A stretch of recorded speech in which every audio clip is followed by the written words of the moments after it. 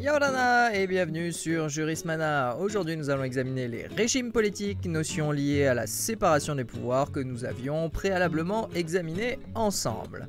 La notion de régime politique se définit comme le mode d'exercice et d'organisation des trois pouvoirs au sein d'un État. Il existe deux principales formes de régime politique avec les régimes de type parlementaire et les régimes de type présidentiel. Il est très important de définir ces deux types de régimes politiques car ils sont très mal compris. Ainsi, beaucoup de personnes pensent que le régime parlementaire est un système où l'organe législatif domine et que dans un régime présidentiel, c'est le président qui est l'élément central du régime. Ce qui n'est pas du tout le cas et les deux exemples précités font plutôt référence au régime d'assemblée et au régime présidentialiste. Le régime d'assemblée est d'ailleurs souvent une forme dévoyée du régime parlementaire, à l'instar du régime présidentialiste pour le régime présidentiel. La principale caractéristique du régime parlementaire réside dans la nécessité pour le gouvernement de disposer de la confiance de la majorité parlementaire.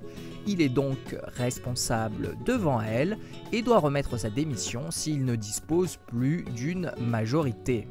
Dans ce type de régime, l'exécutif est très souvent dissocié entre un chef d'État et un chef de gouvernement. Le premier incarne la continuité de l'État et est politiquement irresponsable. En revanche, le chef du gouvernement et ses ministres assument la conduite de la politique nationale sous le contrôle des assemblées parlementaires. Mais il ne faut pas oublier que dans la plupart des cas, le chef de l'État dispose aussi d'un pouvoir de dissolution à l'égard du pouvoir législatif. Pour faire bref et rapide, dans un régime parlementaire, le pouvoir législatif et le pouvoir exécutif disposent d'armes constitutionnelles permettant de se faire chuter mutuellement.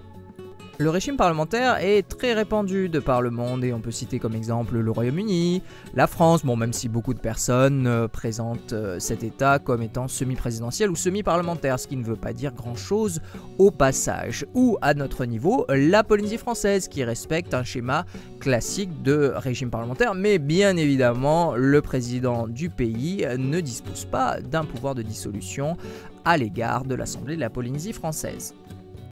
Basculons maintenant au régime présidentiel, beaucoup plus rare que le régime parlementaire parce qu'il est en réalité uniquement exercé de façon régulière par les États-Unis d'Amérique.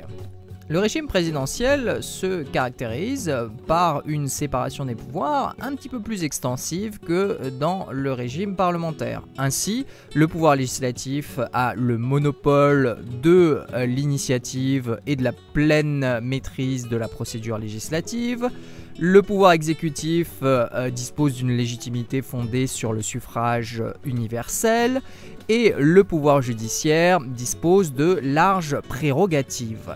Mais si on devait présenter ce régime de façon simple et rapide à l'instar de ce que l'on a fait pour le régime parlementaire, eh bien on pourrait préciser que dans le régime présidentiel, le pouvoir exécutif et le pouvoir législatif ne disposent d'aucune arme constitutionnelle pour se renverser mutuellement. Ils doivent ainsi collaborer pour éviter tout blocage.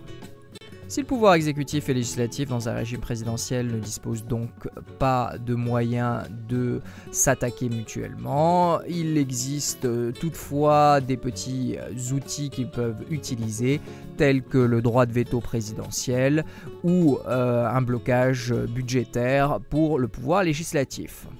Pour conclure, si on devait différencier le régime parlementaire du régime présidentiel, on pourrait simplifier à l'extrême et énoncer que le régime parlementaire est un régime de séparation souple des pouvoirs et le régime présidentiel est un régime de séparation stricte des pouvoirs.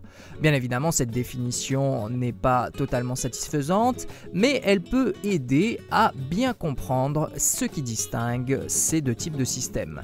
Et voilà, nous en avons terminé avec la présentation des régimes politiques. Si vous êtes nouveau sur la chaîne, je ne peux que vous conseiller de vous abonner sur YouTube et nous sommes aussi présents sur Facebook, ce qui permettra de nous suivre plus facilement. Quoi qu'il en soit, un grand merci à tous et à très bientôt sur Jurismana. Parheyane!